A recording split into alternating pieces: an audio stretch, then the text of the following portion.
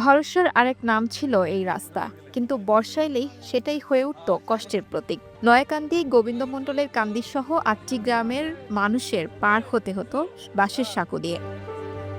সরকারি বরাদ্দে ২০২৪-২৫ অর্থবছরে অনুমোদন পায় ৮ লাখ টাকা ব্যয়ে ইটের রাস্তা প্রকল্পের, কিন্তু কাজ শুরুর আগেই বাধা হয়ে দাঁড়ায় ফটিক ব্যাপারীর পরিবার। রাস্তার উপর নির্মিত ৩টি ছাপড়া ঘর নিয়ে সৃষ্টি হয় জটিলতা। এরা আমার মনে হয় ফজরের নামাজ পড়ে আপনাদের জন্য দোয়া করছে, যেন এই রাস্তাটা তাদের একটা জান, তাদের একটা প্রাণ।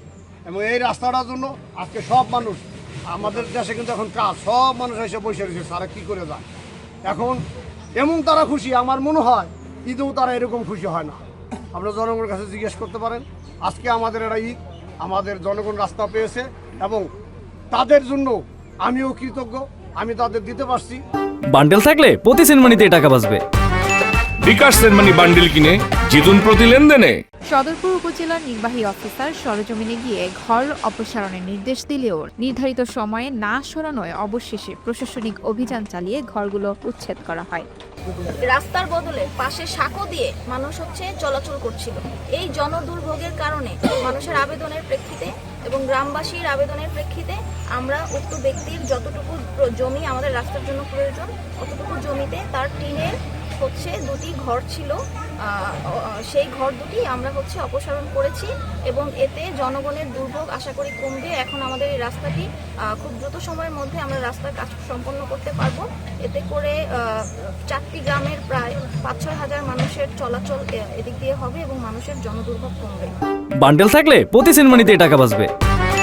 বিকাশ সেনমানি বান্ডেল কিনে জিতুন প্রতি লেনদেনে। বাধা কাটিয়ে শেষমেশ শুরু হয়েছে ইটের রাস্তার কাজ। আনন্দে মুখর এলাকাবাসী, তাদের বিশ্বাস বহু বছরের ভোগান্তির অবসান হবে এবার। বহুবার বিচার সালিশ করার পরও কেউ এই রাস্তার একটা সুরাহা দিতে পারে না।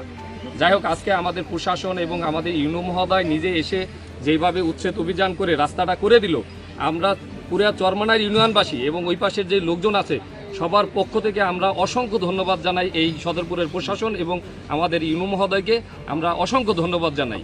আমার জায়গায় তারা আমার নিজের জায়গায় আটকে রাখছে এবং আমি কিছু বললে আমার অনেক মারতেও আসছে তার ছেলেরা। আমি আজকে এরকম সন্তুষ্ট যেন আমাদের ইউনো স্যার যে কাজ করছে আর প্রশাসন লোকে যে কাজ করছে এদের জন্য আমি আজীবন যতকাল দুনিয়াতে আছে আমি দোয়া করি। রাস্তাটি শুধু চলাচলের পথ নয়, গ্রামীণ অর্থনীতির চাকা ঘোরাবে, এমনটাই মনে করছেন এলাকাবাসী।